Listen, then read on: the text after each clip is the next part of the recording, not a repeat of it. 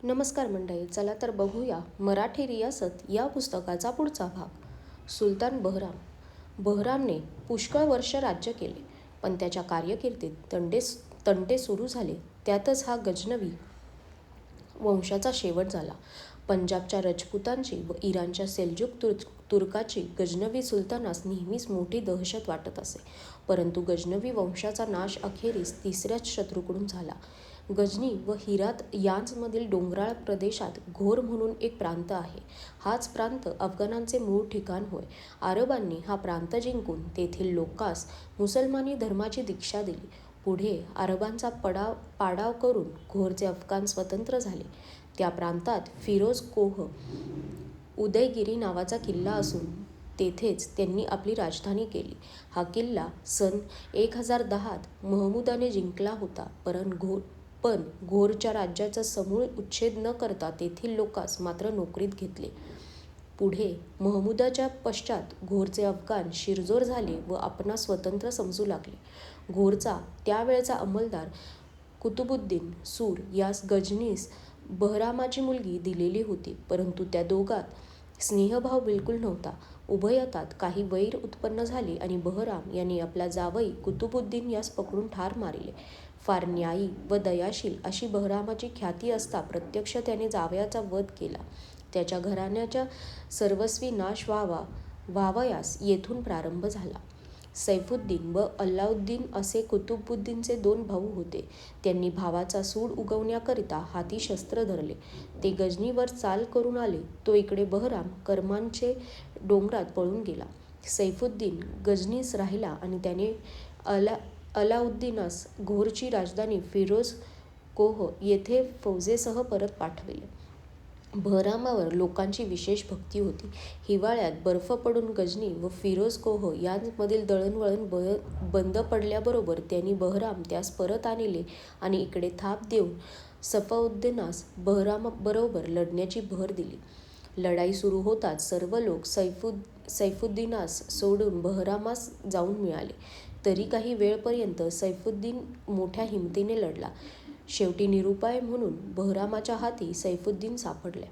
यावेळी सैफुद्दीनास बहराम गौरवाने वागविता तर कदाचित तंटा मिटला असता, पण तसे त्याने केले नाही. सैफुद्दीनाशी शहरभर धिंड काढून त्याने नाना प्रकारे विटंबना केली आणि शेवटी हाल करून त्यास ठार मारले. या योगाने अल्लाउद्दीनास द्वेष चढला. या कृत्याचा पुरेपूर सूड घेण्याची त्याने प्रतिज्ञा केली. बहरामास काय वाटले असेल ते असो, त्याने युद्धाच्या आधीच तहाचे बोलणे लाविले. अल्लाउद्दीन ते कबूल करीना. तेव्हा अर्थात लढाई जुंपली. बहरामाची फौज पुष्कळ असताही त्याने यत्किंचितही टिकाव धरिला नाही. समरांगणात उभे राहण्याइतके त्याला धैर्य नव्हते. लढाई सुरू होताच तो पळत सुटला. तेव्हा अल्लाउद्दीनास जय मिळून मोठ्या विजयोत्साहाने तो गजनीत शिरला. गजनीची 100 वर्षे भरली. 3 दिवसपर्यंत अल्लाउद्दीन याने शहरभर तलवार व अग्नी यांचा प्रलय माजविला. सुलतानाचे वैभव, संपत्ती व सत्ता यांचे दर्शक जेवढे म्हणून त्या विस्तीर्ण शहरात होते त्या सर्वांचा त्यावेळी संहार झाला. विद्वान व निरुपद्रवी माणसांची सुद्धा कत्तल झाली. गजनवी वंशातील सुलतानांच्या कबरी देखील अल्लाउद्दीनने उकरून काढता आणि आतील हाडे कुत्र्यास खावयास दिली. फक्त महमूदाची कबर व 2 उंच मनोरे होते ते तसेच त्याने राहू दिले. एवढे काय ते त्या वेळच्या गजनी स्मारक आजतागायत हयात आहेत. मनोऱ्यांवर महमूदाच्या सर्व पदव्या कोरीव अक्षरात लिहिलेल्या आहेत. ह्या आपत्तीतून त्या राजधानीने आपले डोके आजतागायत वर काढलेले नाही. या कृत्यावरून अल्लाउद्दीनास जहानजोज म्हणजे जग जाळणारा असे अन्वर्थक नाव मिळाले आहे. या गोष्टीचा हिंदुस्थानाच्या इतिहासाशी फारसा संबंध नाही, तरी घोरी घराण्याच्या सुलतानांनी हिंदुस्थानात कसा कहर केला त्याची कल्पना यावरून येईल. आपल्याला कोठे आश्रय मिळतो की काय हे पाहात बहराम हिंदुस्थानाकडे वळाला, पण नाना प्रकारच्या संकटाने व दुःखाने तो मरण पावला. बहरामचा मुलगा खुसरू याने गजनी शहर हातचे गेलेले पाहून लाहोरास राजधानी केली. तेथील लोकांनीही त्यास आनंदाने आपला राजा कबूल केले. सेल्जुक सुलतानाच्या मदतीने गजनी परत घेण्याची घेण्याची खुसरूने पुष्कळ खटपट केली, पण ती सिद्धीस गेली नाही. गजनी शहर धुळीस मिळून सर्व लोक घोर सुलतानात सामील झाले होते. तेव्हा खुसरू हिंदुस्थानातच राहिला व 7 वर्ष शांततेने राज्य करून सन 1160 मरण पावला. खुसरूचा मुलगा खुसरू मलिक हा सबुक्तगीनच्या वंशाचा शेवटचा सुलतान होय. पुढे घोरच्या अफगाण सुलतानांनी त्याचे राज्य घेतले. एकंदरीत गजनवी सुलतानांनी महमूदाच्या पश्चात 150 वर्ष राज्य केले, तरी त्यांचा भरभराट म्हणून झाला नाही. या वंशातील बहुतेक पुरुष धार्मिक व उदार होते.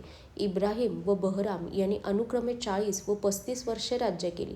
इब्राहिमने लोककल्याणाच्या अनेक गोष्टी केल्या. हिंदुस्थानात जी मुसलमानी राज्य पुढे स्थापन झाली, त्यांनी गजनीच्या राज्याची नकल केलेली आहे. अर्थात त्या नकलांचे अस्सल स्वरूप समजण्यास गजनीचा वृत्तांत उपयोगी पडतो. वंशावळ शेवट दिलेली आहे. घोरीचा उदय. गजनी घेतल्यावर अल्लाउद्दीन फिरोजकोह येथे परत गेला आणि ख्याली खुशालीत निमग्न राहिला. इतक्यात उत्तरेकडून सेल्जुक सुलतान संजर यांनी आपल्या गजनी प्रांत जिंकून अल्लाउद्दीनास कैद केले, पण पुढे लवकरच त्याची सुटका होऊन त्याचे राज्य त्यास मिळाले. हे त्याने सन 1156 पर्यंत उपभोगिले. अल्लाउद्दीनास सैफुद्दीन म्हणून एक मुलगा आणि ग्यासुद्दीन व शहाबुद्दीन असे 2 पुतणे होते. सैफुद्दीनास राज्य मिळावे म्हणून अल्लाउद्दीनाने पुतण्यास कैदेत टाकले. सैफुद्दीनाने त्यास कैदेतून सोडवले, पण सन 1157 सैफुद्दीनाचा खून होऊन ते 2 पुतणे राज्यकारभार चालवू लागले. दोघा राजांनी एकमताने राज्यकारभार चालवल्याचे हे मुसलमानांच्या इतिहासात एकच उदाहरण आहे. पश्चिमेकडील प्रांताचा कारभार म्यासुद्दीन पाही आणि पूर्वेकडील प्रांताचा शहाबुद्दीन पाही. त्यात हिंदुस्थानात जिंकण्याकडे शहाबुद्दीनचे सर्वस्वी लक्ष होते. शहाबुद्दीन यानेच पुढे महमद असे नाव धारण केले. कित्येकांच्या मते शहाबुद्दीन याने स्वतंत्र असे नाव धारण न करता सुलतान ग्यासुद्दीनचा दुय्यम म्हणून कारभार केला. ग्यासउद्दीनाने हिंदुस्थानाचे कारभारात लक्ष घातले नाही.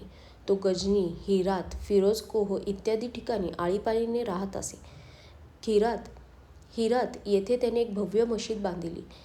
तिची तारीफ लोक अद्यापही करतात. ग्यासुद्दीन सन 1202 मरण पावला. नंतर शहाबुद्दीन उर्फ महमद हाच सर्व राज्याचा मालक झाला. पहिली स्वारी. गजनवी महमूदाने ज्याप्रमाणे एकसारख्या 30 वर्ष हिंदुस्थानावर स्वाऱ्या केल्या, त्याचप्रमाणे घोरी महमदाने 30 वर्ष हिंदुस्थानात धुमाकूळ उडवून दिला. महमूदाने प्रथम मुलतान हस्तगत करून पंचनद व सिंधुनद यांचे संगमाजवळ ऊज म्हणून एक मजबूत किल्ला आहे तो सर केला. तेथील राणीने नवऱ्यास ठार मारून आपल्या मुलीचे लग्न महमदाशी करून दिले. ही आपली नवीन बायको घेऊन महमद गजनीस परत गेला. सन 1178 साली त्याने हिंदुस्थानावर दुसरी स्वारी केली.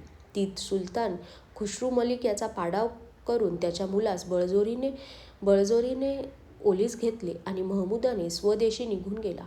पुढच्या वर्षी म्हणजे सन 1179 त्याने सिंध प्रांतावर स्वारी करून तो प्रांत समुद्र किनाऱ्यापर्यंत लुटला, परंतु येताना त्यांनी खुसरू मलिक यासबरोबर पुन्हा लढाई केली. इकडे मलिकही शेजारच्या गकर लोकांशी स्नेह संपादून महमदाच्या खरपूस समाचार घेण्याचा तजवीजीत होता. हे गकर लोक पंजाबच्या पलीकडील हद्दीवर फार दिवसांपासून राहत असत.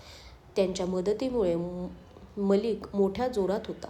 त्याने महमदाचा एक किल्लासुद्धा काबीज केला. अशा बिकट प्रसंगी कपट केल्याशिवाय निभाव लागत नाही असे पाहून महमदाने पश्चिमेकडून आपणावर शत्रू येत आहे व त्याशी सामना करण्यास आपणास मलिकशी तह करून खुरासानात जावयाचे आहे असे कळविले आणि त्या वचनाच्या प्रचितीसाठी मलिकचा मुलगा ओलीस ठेविला होता त्यास सोडून दिले.